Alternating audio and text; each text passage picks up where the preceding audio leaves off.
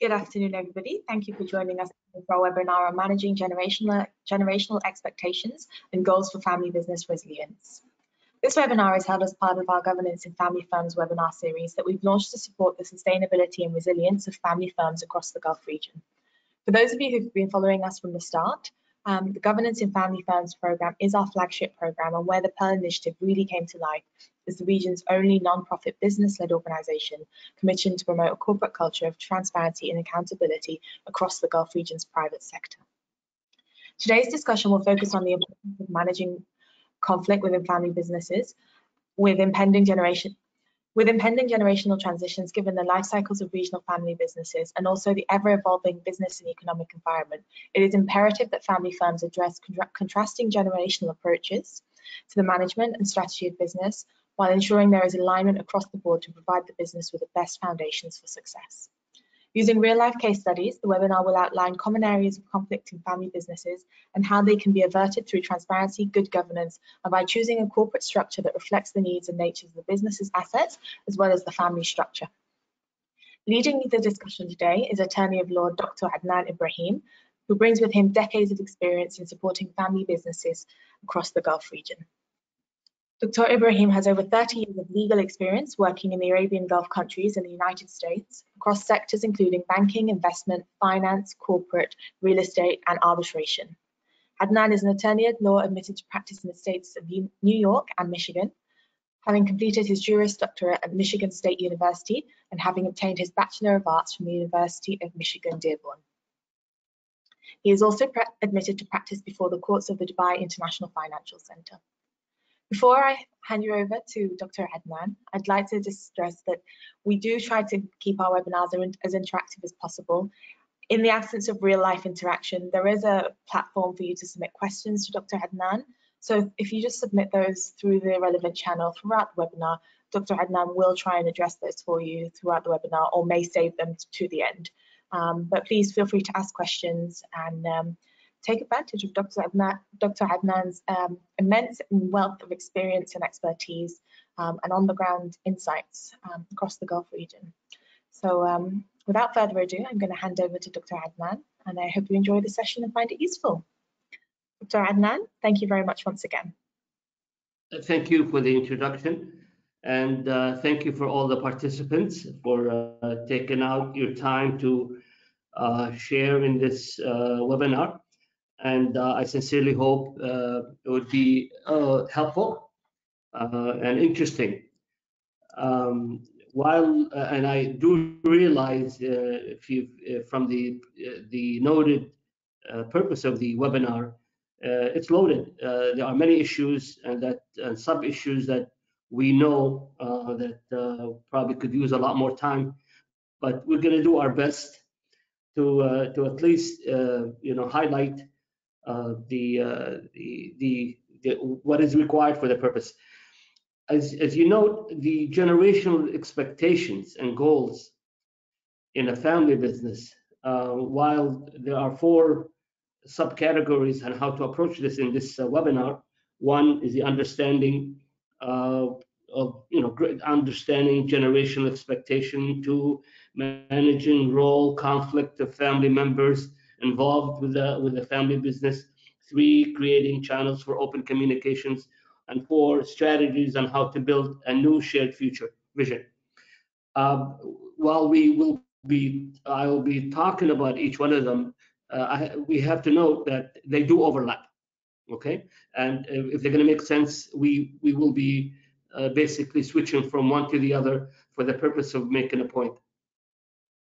At the same time, it is my preference and experience that in such presentation and such a purpose, it's better for me, and I prefer to use actual examples, real life examples that I had with the family businesses, some that are successful, some that were not, unfortunately, because they did not do the right thing in time, okay, which hopefully we will cover in this.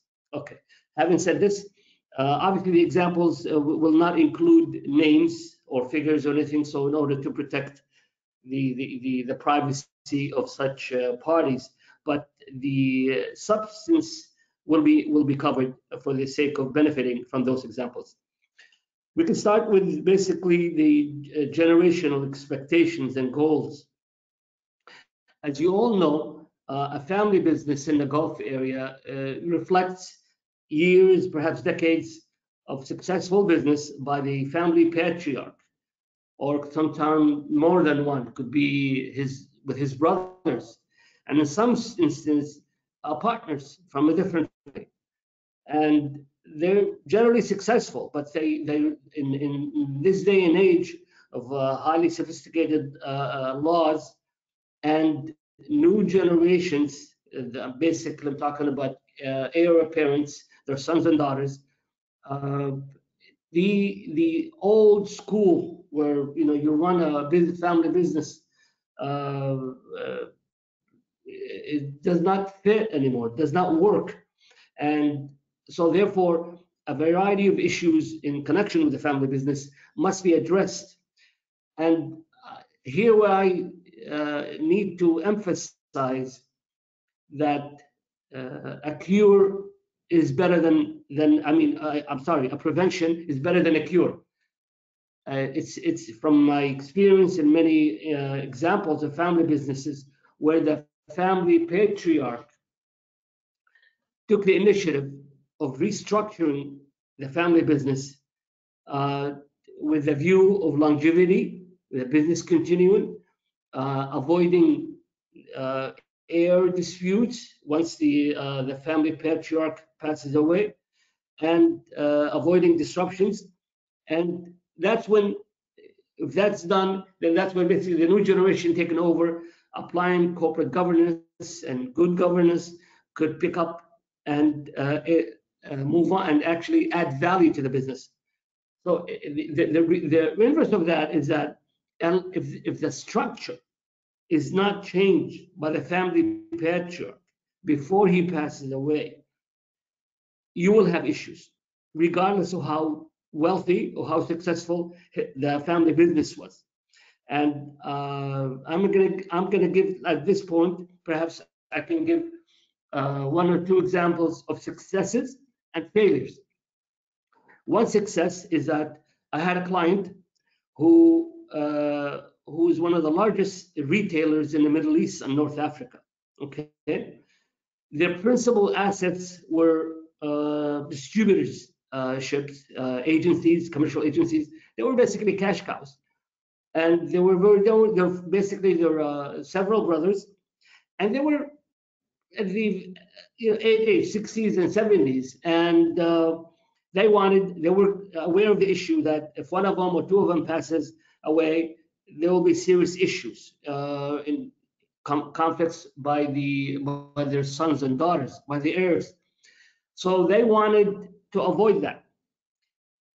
Basically, I proposed to them, since their principal assets are franchises, distributorships, and commercial agencies, the cash cows, I proposed to them basically, since they were held by one company, okay, and the company being a limited liability company, and if a partner, one of the brothers dies, we know what's going to happen. You're going to have to liquidate.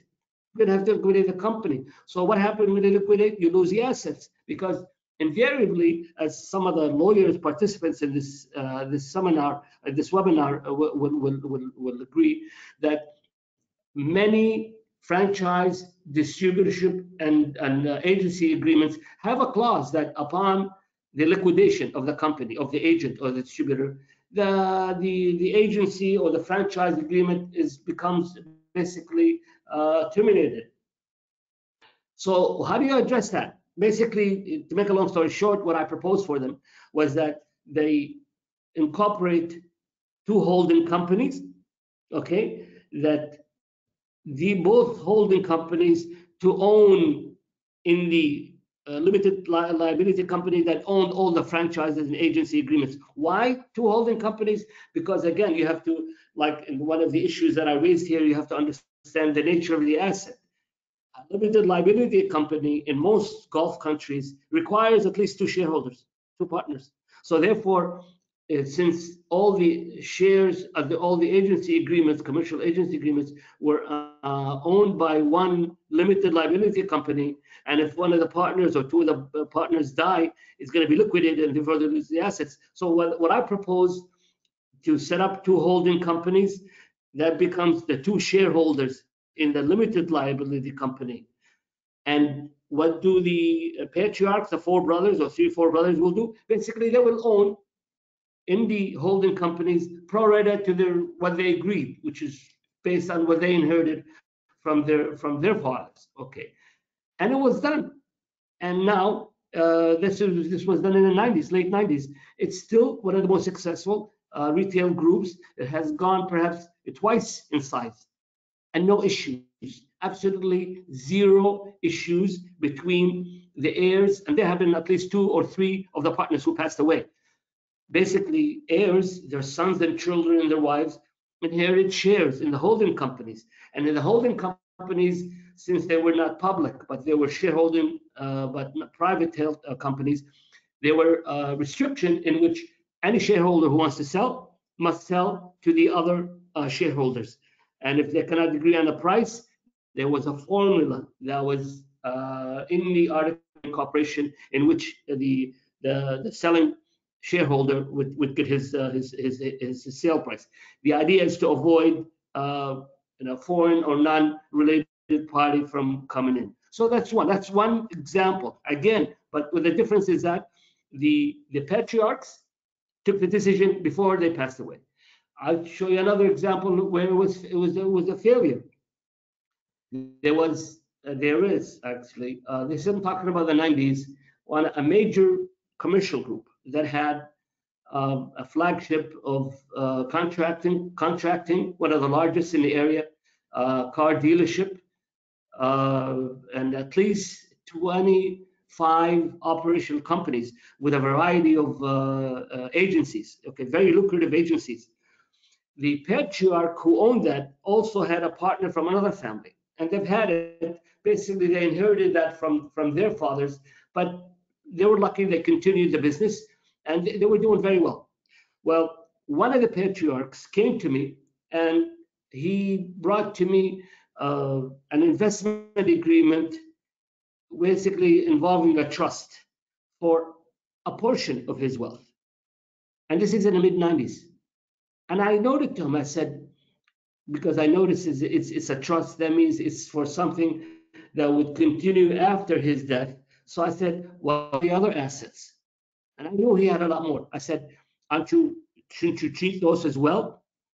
And his response was that my kids are well trained, well disciplined, and they will go by my wishes. I said to him, with all my respect, these are famous last words. He didn't listen. Here's what happened. When he passed away, his partner is still alive, then he passed away. The group, based on a major auditor's evaluation at that time, basically around 2000, evaluated the assets of the group at about $3.5 billion. Guess what? Because there was no estate planning, there was no restructuring, just like the first example I had given, to reflect the assets. The dispute started not just between the heirs of the two partners, but even within each group. And the one group who continued the management basically depleted the group, where the value now, instead of doubling or at least maintaining its value, is less than $500 million, because they lost flagship commercial agencies, distributorships that were basically the cash cow. But looking at them, at the failure example, we could talk all about corporate governance, and we could talk about all generation expectation. It's meaningless.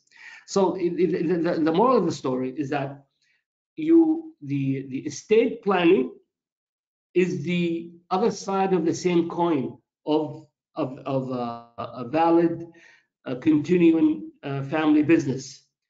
It has to be timely. Otherwise, it's unfortunately, I see one too many failures in that. Okay. Now, what when we start talking about the family business structure, we can be a little more specific. You might ask, well, what kind of business structures? The business structure that a family firm should follow is not identical to every family firm. We have to take into account the nature of the assets, whether it's real estate, shares, intangible rights. Intangible rights mean contract rights, agency, distributorship, franchise, patents, etc. And liquid assets. Liquid assets, not just cash, but it could be CDs, trust that just has that CD, okay, etc. And take into account the applicable laws. Why? Because some of these assets, usually with family businesses, as most of you know, a lot of these assets are scattered all over the world. Shares, trusts, offshore companies, etc., in different parts of the world. So therefore, in considering a structure for the family business, we have to take into account the nature of the asset. Let me give you again. I'll give you an example. I have a client at this very moment. We just finished his estate planning or his family business continuity plan. He's in the UAE, okay, but his interest is in several manufacturing companies that are basically co-owned with another UAE national, but he's a non-UAE national. He has 49%, and he has other establishment as well. That's all. That's pretty much his asset, but they are substantial, huge amounts. And his objective, he said, I want my business and my interest to continue after I die. Okay, I don't want it to go to the other partner because I started this business, and I don't want my sons and daughters to have disputes and sell it to strangers, and I lose what I built up in my life. Well, considering he's a non-UAE national, how do you do that? Well, again, like I said, you need to know the nature of the asset. The nature of the assets, he's a shareholder in several companies. So what we did for him, we established a holding company in, as some of you know, the lawyers would know, in the Emirates, United Arab Emirates, has over 50 free zones. And some of them are geared to particular activities than others. It's like Jabal Ali is for industrial, and others, the IC for financial, etc. Well, we picked a free zone that has a lot flexible corporate laws. So we set up the holding company there and transferred all his interests from his name in the companies he owns, manufacturing companies, into the holding company. But that's not enough because he wanted to continue until he dies. So what we did, we added the restrictions in the articles of incorporation that were allowed by law in the whereby he continues as a chairman and managing director of the holding company until he dies. And we also drafted a shareholders agreement in which his sons and daughters and wife, we became shareholders, limited or restricted themselves other than voting and to respect the continued management of the patriarch, and it was legally valid. A very successful story. Okay. Again, the key is timing, the timing of the estate planning, and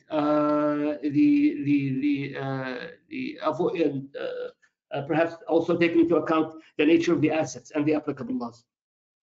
So now we can. I know some of you might have questions on the generation expectations and goals, but you could leave it to the end because we need to move on to the next segment, which is managing role conflict of family members. This is equally important. I don't think we can, we all the 4 segments that we're talking about today, I don't think we could do without one and say if you're okay with 3, you'll do fine. No. Each one of them is a prerequisite to a successful family firm.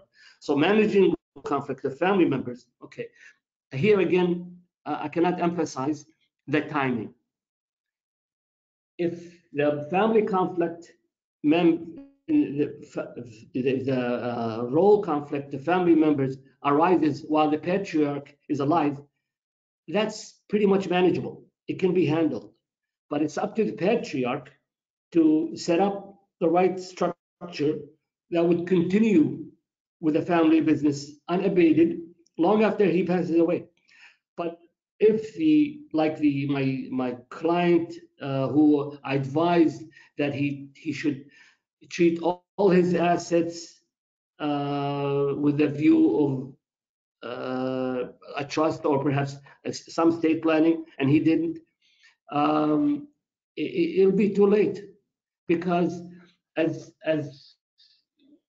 from my experience, there are several conflicts, definite conflicts in family firms that basically develop over the years. One of them is the what I call firstborn male complex. Usually the patriarch, the family patriarch, when he develops his business, a successful business, he usually relies on his first son, naturally, grows and brings him in. And by the time the other sons come along, the first son has advanced, knows the business, worked hard. Okay. If the patriarch doesn't make planning and a structure for the business to continue, then what happens is after he passes away, and I've seen it one too many times, where the firstborn will say, listen, I've worked harder than you guys. I deserve more.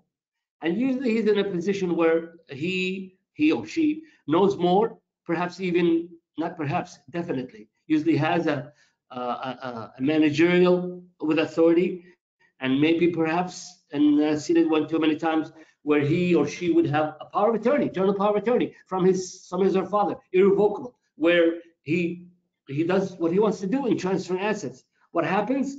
It ends up in court for years, and the family business is lost. The cash cow dies, and it just becomes a candy store for lawyers. I'm sorry, I'm a lawyer myself, but it's unfortunate. But that's the result. Okay, so again, this reemphasizes the need for estate planning in order for the business to continue. And once the business continues, then we can talk about corporate governance, good governance, management skills, etc., and how to continue growing the business. Okay, so generally in this segment here, managing role conflict with family members, it's a reflection of whether the family patriarch, made a successful continuity plan for his business or not. If he did, then everybody has their fair legal share, and the business will continue. As I give an example of two businesses: the big retailer, and the owner of various manufacturing companies. Otherwise, they will lose. It'll end up in court, and there'll be a lot of, unfortunately, assets lost. Okay. We can move on to the next segment, creating channels for open communication. Again, this presumes a continued business plan that was implemented by the patriarch before he dies. Otherwise, if there's conflicts between the heirs of the patriarch after he passed away, what communication? It's this conflict. It's the opposite of communication. And like I said, it'll be loss, net loss. So I'm going to assume that the patriarch, before he passes away, did implement a properly advised continuity plan for the family business, whereas the business will continue, and whereas the conflicts are eliminated, whereas everyone knows their interests and their share, and how anyone wants to sell must sell and to the others without affecting or impeding the main business. Okay, so here we run into other issues. assuming it's the right structure, then we run to other issues. Okay, the issue of the family business. A family business, and unfortunately, I have to admit, one of the salient features of the culture here in the Gulf and throughout the Middle East, okay, and North Africa, is that corporate entities are not recognized as a person. When you talk about a person can be happy, and there are things that can make the person happy: good food, good shelter, good clothes, money, wealth, health. Okay, and the person could also suffer injury, sickness, disease, lack of money, etc. Well, companies in parallel are like humans. They can be happy, and they can be diseased and not grow and die.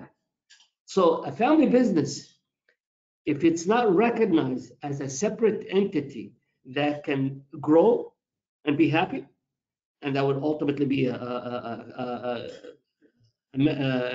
basically a source of income for everyone, or otherwise, if it's just continued to be, which is quite common, where family business is looked at, even if it's incorporated, even if it's in a made within the an estate planning, if it's still looked at as a family kitchen, where the brother comes in just because he's related, so he wants to head the management, irrespective of his experience. Or he hires in his brother-in-law as the auditor, irrespective of his qualification, and so forth. It becomes like a family kitchen. So what happened with the family kitchen? We know in a family kitchen, the family members go in and eat and drink without consideration whether who brings in food, who brings in, who's going to pay for this. It's a family kitchen. But unfortunately, with a corporate business, if if you don't think of what is the best interest of the company and you treat it like a family kitchen, you're bound to lose. Conflicts will arise because you will have the wrong people in the wrong position. So, what's the remedy of that? If you have the right structure that was originally started by the patriarch, then you must implement uh, uh, basically corporate governance, ethics, and run it like a business, like it's a human being that can grow or that can die. So it depends on how you treat it. And management, definitely management should be based on merit. If it happens, a brother or a cousin or sister or a daughter is quite qualified, that's a double blessing. That's fine. But you run it like a business. But key positions, decision making, to keep it with a relative, that's a recipe for disaster. And I've seen it one too many times, where companies that are well structured, well capitalized, but because, sorry for lack of a better word, cronyism, hiring their sons, their daughters, their cousins, their in-laws, not based on merit, because they don't recognize the company as like a being, and the end result is a disaster. They end up losing. Even even them and whoever they hired end up losing their job because the company is not growing. It's stymied. Okay, so the other side of good estate planning by the patriarch was that is that the family firm should and must comply with corporate governance, ethical business practices, and we'll go on to the next and the last segment, okay, which is basically the future growth. Okay, assuming that the patriarch has set up the right structure and we're past his death and the business continues and there is corporate governance applied, and then basically, as with any typical company or corporate, you treat it as such, and you need to look how to grow. You need to look at the competition. You need to look at the viability of the essence of the business. Is it still in demand or not? And if not, how to diversify? And what skills do you need in the future?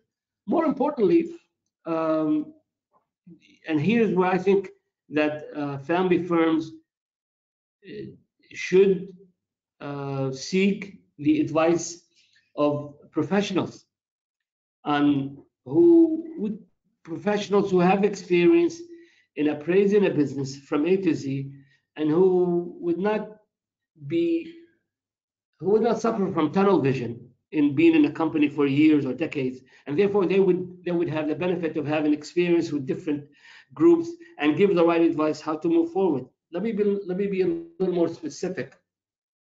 In this day and age, especially with the opening of markets, etc., you need to be competitive. You need to be efficient. You need to have a strategy. You need to grow. Well, this in parallel to be capitalized. Okay, so what do you do? In this case, once you study your strategy, where do you want to go, and the nature of your business, and you look at your competition, you want to consider whether to bring in partners or sell off some valuable assets but not productive, and capitalize on your main business, etc. Or perhaps uh, think hard of transforming the family business into a shareholding business, a shareholding company, bring in other investors. I have an example for that. There was a group, a family that owned a large pharmaceutical company in the Gulf area, very successful, with major agencies from world-renowned drug manufacturers. And it's been pretty much, it was set up by the patriarch, and he had several sons, and they had a few other companies related, but the flagship was the pharmacy company. Now, they wanted, the brothers wanted to get out of the business, they wanted to sell. I had advised them, I knew them because we were doing legal work for them. I advised them, I said, listen, you're doing well. You probably will get the most for the business. But why don't, since you're doing well, why don't you set it up and go IPO? You could double your money. No, because they had tunnel vision. They've been dealing with the same company and they've been making money. They thought it's high time to sell for the high value, which was high value if you want to sell it like basically a company. But I tried to convince them, if they were to take this limited liability company to become a shareholding company, which was doable because it's been operating for decades and it had profitable years for decades. Okay, and they didn't. They went and sold it to an investment company. The investment company took it. They paid top price for it, but the investment company took it to made an IPO, and the value of the company, the share wise as a public sharing company, is 3 times what they paid. So the moral of the story is that not only you need to have the right structure, right estate planning by the patriarch, but also once you do that, you need to run the business with corporate governance, ethical practices, and you need business plan. Where do you want to go, and how do you want to get there, and plan accordingly. And obviously, with the right management, with the right skills, you should be able to do well. And hopefully, you would get the right people, whether it's management or you get professional advisors that would advise the owners, in effect, the owners, how to move forward and how to achieve their goals. One important point in this, basically in the strategy development, is that, and I think it should be even during the second stage or third stage in creating channels for open communication, you should always, as a family firm, should have an exit plan as part of the estate planning. Exit plan doesn't mean sell out. exit plan, you could bring in new investors and just cash in part of it. Exit plan means selling some of the, like I said, worthwhile assets, but they're not being productive. Exit plan could be a spin-off of some units that has developed so well that it's better off to be on its own. Okay, that's what I meant. Also, at the same time, learning from the patriarch's issue of not having a proper estate planning, the new owners, assuming they took or they inherited a well-run, well-structured family business, they need to also to make estate planning. Estate planning is a continuing issue, and many people have missed that.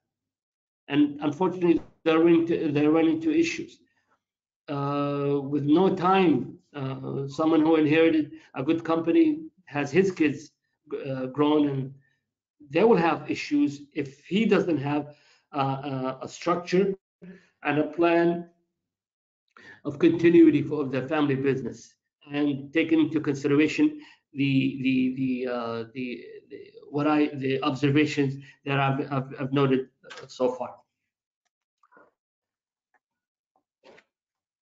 I know many of you would have a lot of questions, but I tried to be brief. Well, not too brief, but I tried to brief in covering these issues, and perhaps this is a good time, as any, to start the questionnaires or the questions, if you have any.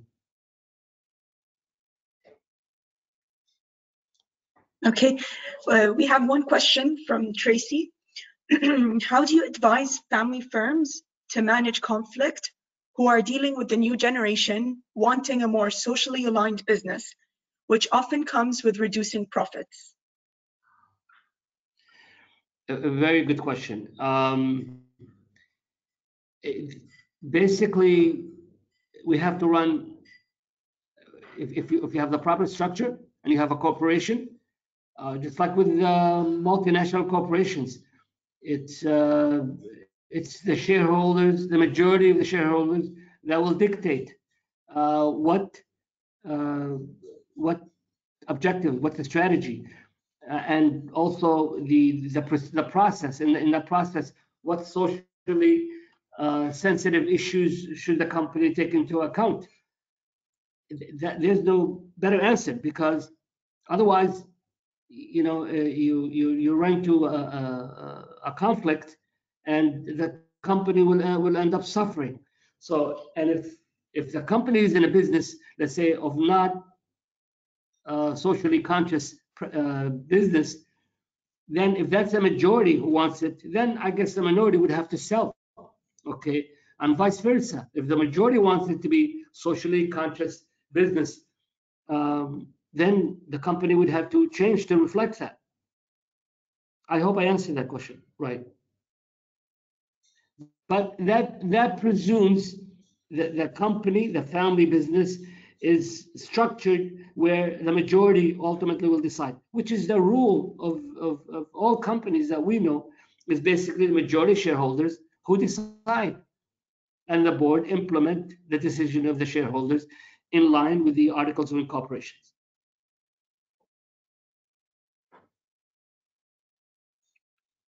Next question. Sorry, we have no further questions at this stage. Okay. Well, I thought there'd be more questions. Maybe let me add a little more few notes I would like to add. Basically, I didn't give as many examples that I wanted to give, because I thought there would be more questions. We have right now, I'm advising two groups, large groups. They're not related, but they're in different line of business. There's one in which basically their flagship company was a construction company that did work all over the world. Very impressive. And what happened with that is that the patriarch never restructured before he died. So when he died, the family got quarrels, it was divided. There was one family member, one of the brothers, one of the sons, who what he did, he bought out some of the shares of the brothers who wants to sell, who are interested in continuing. And what he did, he leveraged his interest and bought out the other shareholders. In effect, he didn't have the same size of the group that was with the patriarch, but he had a large group. He more or less through by buying out the other shareholders, his siblings basically, he and leveraging that. I thought, we were advising him on that, and he did well. He succeeded. Now his group, like I said, it's not the same size as his father did, but he's very successful because he was selective in buying out some of the assets that were basically in bad condition, but he knew the potential, and he's doing very well. So this is also a possibility for family businesses, is that when there's a quarrel, and this is only there's a quarrel, okay, where the one of the brothers or one or two would want to continue and basically buying out the other. But again, we come to the basically the first issue is how do you move forward? You need to have a company, you need to have a plan, a strategy, and also part of this at the same time, you need to have estate planning for when your kids grow and they inherit a company, so not have the same mistakes as some others have had. Okay.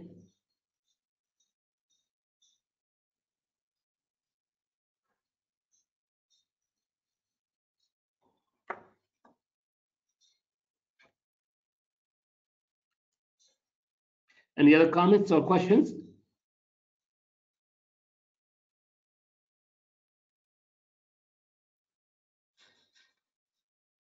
No, nothing from the back end. Please, for all the attendees, we urge you to take this opportunity to ask, questions, get insights. We have some time. We have about 10 minutes left. We urge you to ask questions.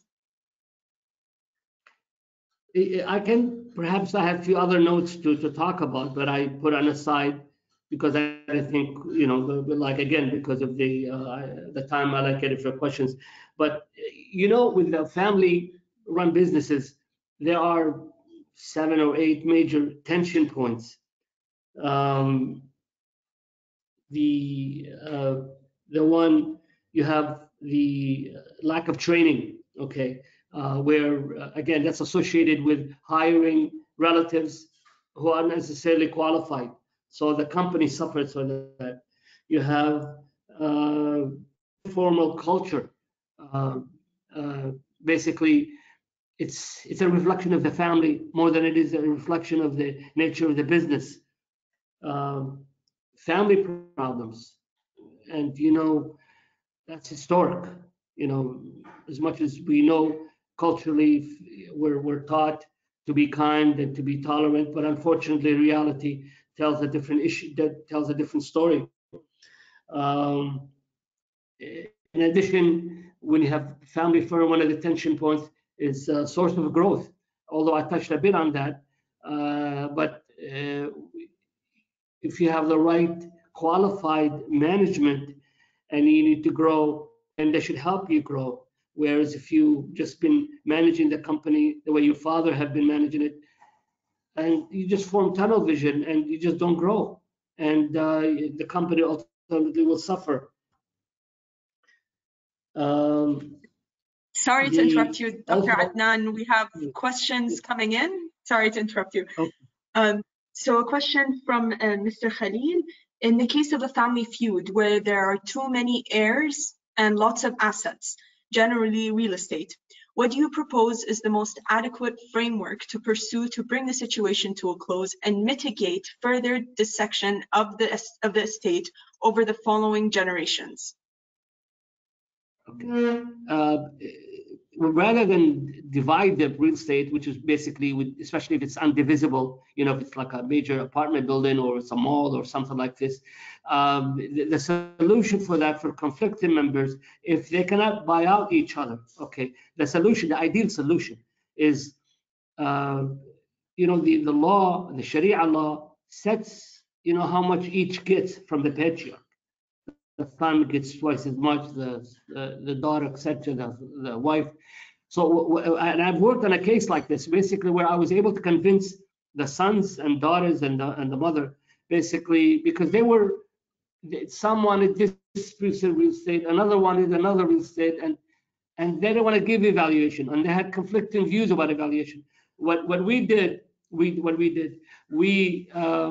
told them, listen, if you accept, and they all accepted their Sharia share, son twice, etc. I said, then what we did, we made a fund, a company basically, and the units of the fund were handed out to the shareholders, to the heirs, in proportion to the Sharia share. And the fund basically managed the real estate. And we put in an agreement, basically, each one would, if they wanted to sell, they could sell to each other. And it was successful. It was very successful, and they're doing well now. Okay, that's one solution. Unfortunately, the other is when you have overreaching interest by some heirs. Someone, like I said, the first male born, who thinks he added value to his father's estate and therefore he deserves more. Well, that's not within Sharia. It's not even within the legal parameters. And that causes issues. And unfortunately, they all end up losing. Okay. But to answer the question, is that best is if you can create a fund, a company basically, that would own this real estate, manage it, run it, and the heirs would own shares in that company or that fund in proportion to their Sharia shares. Okay, next question. Sorry, just a follow up to that from Mr. Khalil as well. What if the assets are not in a jurisdiction where Sharia law applies? Well, real estate, any real estate, and any lawyer would tell you that, or lawyers with international experience would tell you that real estates are subject to the local laws they're in. Now, if the real estate, if the owners want to run it pursuant to what they inherited from their father, it will be implemented. But I know what Mr. Khalil is asking. He's asking, for instance, if there's a piece of real estate, let's say in France. Well, in France, if the patriarch address, domicile, when he at the time of dying, let's say he's in UAE or Qatar or Bahrain, his probate will be implemented there. Now, and his probate means تحصيل earth, basically, حصل earth in Arabic, which is a probate, basically, which would say each son their share and each their daughter, and that could be taken to France and to the court there and implemented. The court would not look into whether the daughter got less than a boy or anything, because she, by law, she's subject to the distribution of the assets of her father at the time of his death, who was a resident of, let's say, UAE, Bahrain, or Qatar. Okay. Of course, I've seen issues where there were disputes, and basically, specifically where the daughter has claimed she wanted equal share. The cases that I've seen, although it took a while, costly, but she lost, because ultimately Sharia was applied, because it's the court, let's say in a place like Europe or European countries, it has nothing to do with Sharia as much as say, okay, this guy owns it, his name is Abdullah, for instance, it's hypothetical, he's in Bahrain, okay, and that's the heirs from the Bahraini court, and they will respect that. They will not question the probate rules of the Bahraini court, and it will be implemented. And the next question is, how do you feel about a single family office structure that holds the family business cash cow as an investment among others, And have you seen such structures implemented regionally? And if so, which is the best jurisdiction? Okay. Well, when it's a good question. I did see it. Again, we go back to the first introduction of my lecture list today, and that is, what is the nature of the asset? If it's real estate, if it's a commercial agency, you want to. Although in some of the countries abroad that they may provide you with more facilities, you run into tax issues, okay, which is not a serious issue in this part of the world, in the Gulf. But again, a family office to run a big cash cow business, it can work for a certain line of assets, but not for all. Okay. If, for instance, I'll give an example. If the assets are just cash, okay, invested in CDs, shares, etc., like this, a portfolio. Yeah, that's a family office would do well in that. Okay, but if you have a factory, if you have a mall, if you have a running business, if you have car dealerships or an agency across the Gulf, to distribute goods, a family office like that, you could structure it, but I would not advise it because it will cost more. In effect, you'll be staying away from management, and you have somebody else manage it. And I just don't feel comfortable in advising a client to do that. So again, if the assets are cash, yeah, family business would do well. A family office would do well, but it would be appropriate. But if it's a tangible asset, like I said, a manufacturing or an agency, distributorship, etc., no, it would not be appropriate, in my opinion. Thank you. The next question is, speaking on the topic of managing generational expectations, how do you deal with issues of entitlement in the next gen? Next gen members dipping into the wealth pool without guard. I'm not sure if I understand the question. The question is, how do you deal with the expectation of the members in the pool of assets? Is that correct? With the next generation, so the younger generation dipping into the pool, the wealth pool, without any reservations and without no one stopping them, basically. This is quite common. Again, because corporate governance is not applied. When you have a family business firm that's treated like a family kitchen, then whoever is in a position to take, he'll take. It's tempting. It's there. And they may not feel guilty about it. They may feel they're entitled because if it's especially with the first male, he say, well, I've added value. I'm entitled to this. I'm protecting this. It's basically he works and he awards himself. Okay. But the treatment, the solution for that, to avoid that, which is unfair, is you run a business like a business. You run it with a proper governance, based on budget, okay, yearly budget approved by a board, implemented by the management, with P&L statements, with audited statements, and you should have policies regarding shareholders or partners who take out assets from the company, and that should be implemented. Otherwise, otherwise you're gonna have a family kitchen, and you'll have that issue. And I understand from the person who raised that question, it's a quite common problem. Is that and I try to emphasize the need to respect the company as if it's a human being, that it can grow or it can die. It can be die, and that's basically, this question touches on the very heart of that issue. And that how do you stop from one generation from depleting the assets of the family business? Well, you do it if you have the right protocol, the right corporate governance, the right policies, auditing, P&L, etc. Just like a typical normal company that is listed. That's how you. Otherwise, it's not going to work.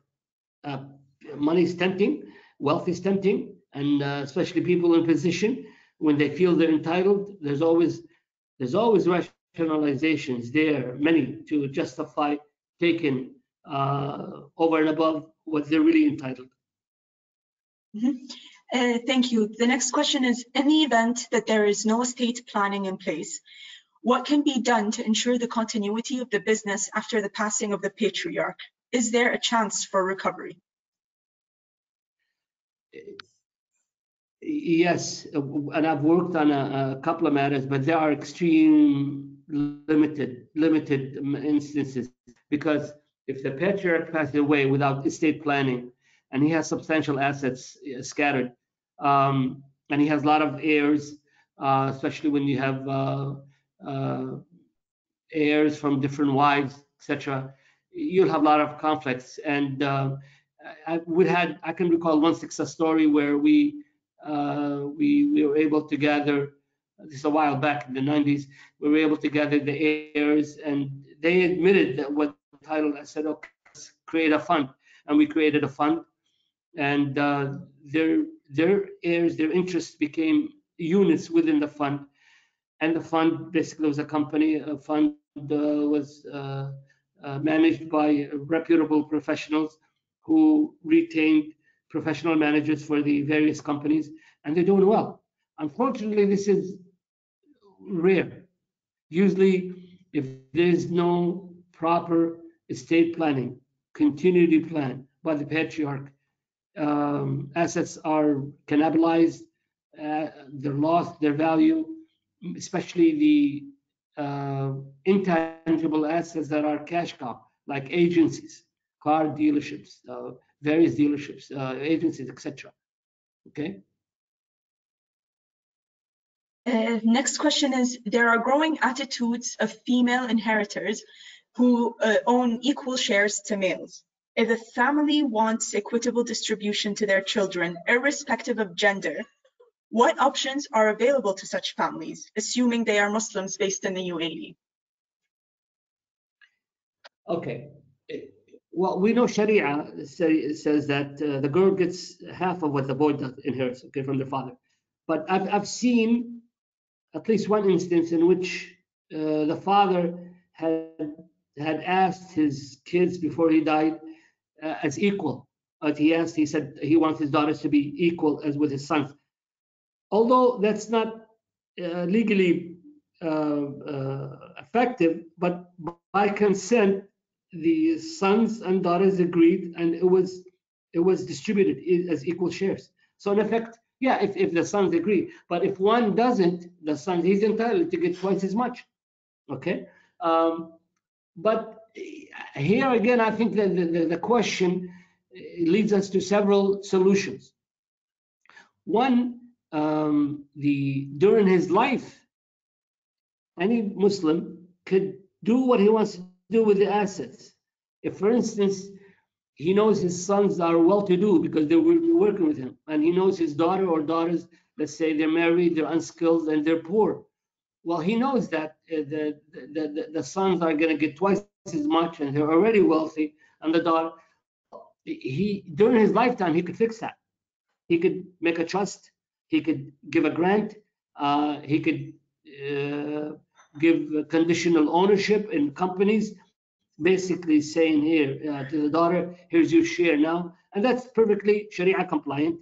And you know, under Sharia, also a Muslim is allowed to make a trust. He can make a trust for the entire assets before he dies. And it can take effect immediately, and it will continue upon his death.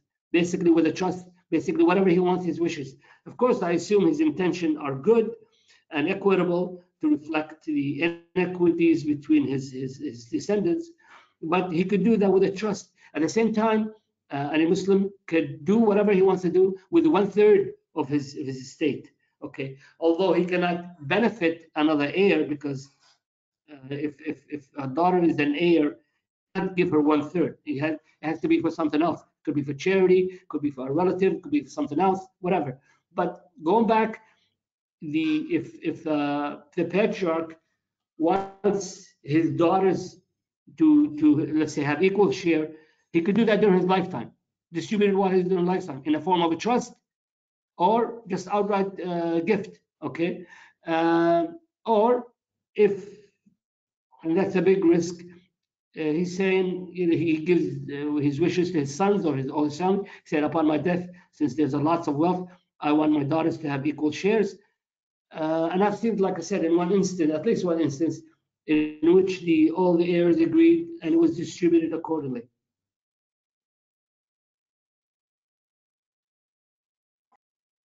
Thank you, Dr. Adnan. I'm just signing in to conclude, but I just have a question. When you've seen in the past that people have distributed the shares contrary to what Sharia would provide for, in an attempt to circumvent Sharia laws, so for example, when the father gifts the daughters equal shares as the brother or their sons, have you seen it contested in law post the death of the father that in the region, the UAE and the region specifically, that this was contrary to Sharia? Yes, I have seen it contested. Usually the contestation, or when someone contests, it's usually because the grant was given just before death. So first, let me state this. Under Sharia, the owner of an asset could give it to whoever he wants during his lifetime. Now, if his intention is to deprive a daughter or a son unfairly, that's between him and God, okay? But if he has good reason, equity, for instance, if a Muslim has 3 sons, for instance, and 2 of them are very wealthy and the other one is, let's say, handicapped, or he may need extra money, I think, to be fair, it would be proper for the father during his lifetime to make a fund, to make a trust for the handicapped kid. So there are circumstances in which it is, on the face, it's not Sharia compliant, but actually it is, because it's the intent that counts. Okay, and that's usually that's the situation when the patriarch or the father realizes that his daughter or son or even wife, or that needs special care, and therefore they need extra more than the other who have already. Okay, I've seen it, and it's been done. But to answer your question again specifically, the contestation of a will or of a lifetime grant is usually made, if it's made just before death, because the claimant would say they were under the influence. The patriarch was sick. He was too mentally incapable of making that decision. But if the father knows these issues and does it, a year, 2 years before his death, when he realizes he doesn't have much time to go, it's even if somebody contested, it will not prevail. They will not win. Brilliant. Thank you so much, Dr. Adnan.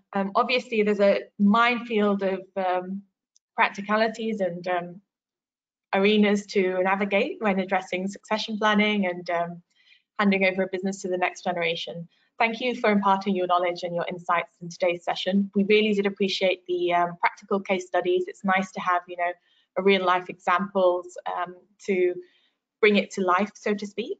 So thank you very much. And I know that sometimes it's difficult, particularly as lawyers, in terms of confidentiality restrictions, but thank you for sharing those. Thank you for having me, and glad to participate. Wonderful. And once again, thank you all for attending. If there's anything else that we could support you with in terms of the subject, in terms of questions, please do get in touch with myself or the team, and we will try and support you with that. As we build the webinar agenda for the next few months as well, if there are particular topics in relation to something that we've touched upon today and that you find would be of interest or relevance, please do let us know and we can try and accommodate that and build that into the agenda. Thank you very much. Take care and see you all later. Thank you. Bye-bye. Bye-bye.